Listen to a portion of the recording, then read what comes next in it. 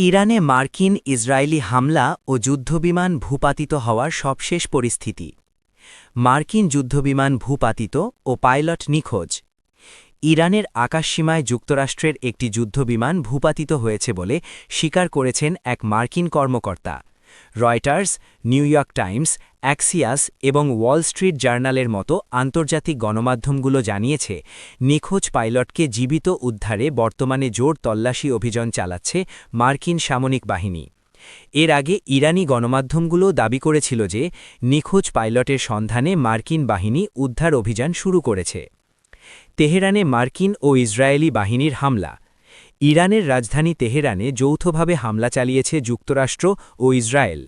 ইরানের রাষ্ট্রীয় সংবাদমাধ্যমের বরাত দিয়ে জানা গেছে, তেহরানের উত্তরাঞ্চলে অবস্থিত শহীদ বেহেশতি বিশ্ববিদ্যালয় এবং পশ্চিমাঞ্চলের মেহেরাবাদ আন্তর্জাতিক বিমানবন্দর সংলগ্ন এলাকা এই হামলার মূল লক্ষ্যবস্তু ছিল।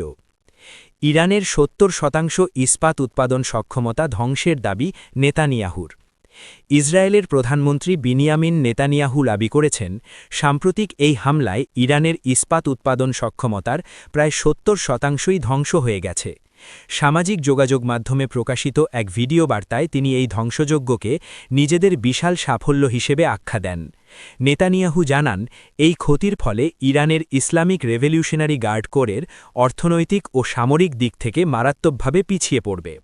তিনি আরও উল্লেখ করেন যে মার্কিন প্রেসিডেন্ট ডোনাল্ড ট্রাম্পের সাথে তাদের পূর্ণ সমন্বয় রয়েছে এবং দুই দেশের সামরিক বাহিনীর বোঝাপড়ার ভিত্তিতেই ইরানকে পরাজুস্ত করার এই অভিযান চলবে।